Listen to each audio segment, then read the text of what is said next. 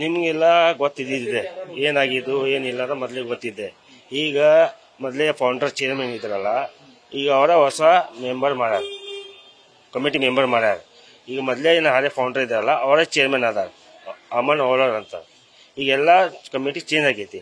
ನಮ್ದೇನಿದೆ, ನಮಗೆ ಸ್ಕೂಲ್ ಮುಂದೆ ತರಬೇಕು ಏನ್ರಿ. ಮತ್ತು ನಮ್ಮಲ್ಲಿ ಏನು ಪ್ರಾಬ್ಲಮ್ ಆಗೋಲ್ಲ, ಸ್ಟಾಫಿಗಾಗಲಿ ಸ್ಟೂಡೆಂಟಿಗಾಗಲಿ ಯಾರಿಗೇನು ಸ್ಟಾಫ್ ಇದು ಪ್ರಾಬ್ಲಮ್ ಆಗೋದಿಲ್ಲ. ನಾವು ಬರೀ ಏನೈತಿ ಸ್ಕೂಲ್ ಮುಂದೆ ತಂದು ಚಲೋ ಮಾಡ್ಬೇಕಂತ ನಮ್ಗೆ ಇದೈತಿ.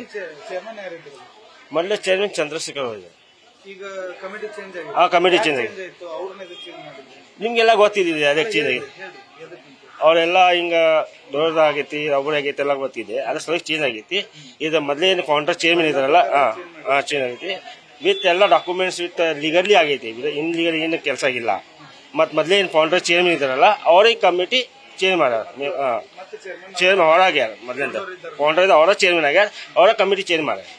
ಈಗ ಹೊಸ ಕಮಿಟಿ ಆಗೈತಿ.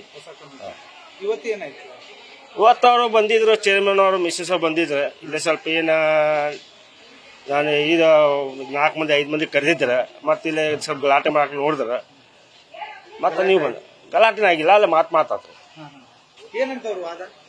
ಅವ್ರು ವಾದ ನಂತರ ಅವ್ರು ಇನ್ನೂ ಅವರು ಬರ್ತಾರ, ಅವರ ಚೇರ್ಮನ್ ಅದಾರ, ಇನ್ನೂ ಚೇಂಜ್ ಆಗಿಲ್ಲ ಅಂತ.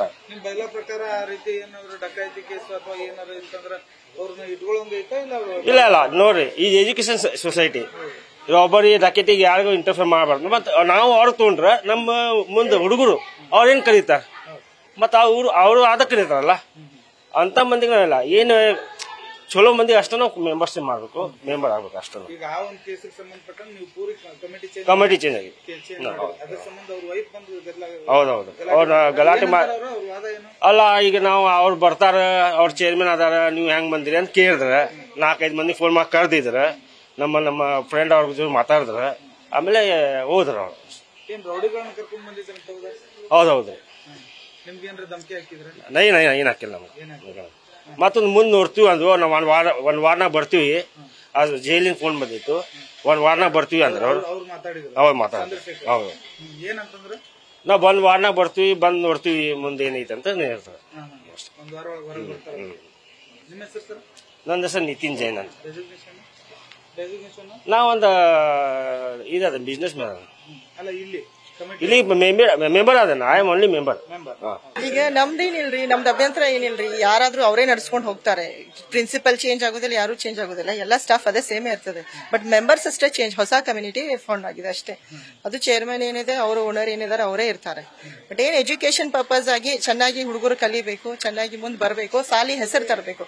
ಸಾಲಿ ಎಲ್ಲಿಯೂ ಯಾವತ್ತೂ ಎಜುಕೇಶನ್ ಸ್ಟಾಪ್ ಆಗಬಾರ್ದು ಮಕ್ಕಳಿಗೋಸ್ಕರ. ಅದೇ ನಮ್ಮ ಆಶೆ. ಮತ್ತೆ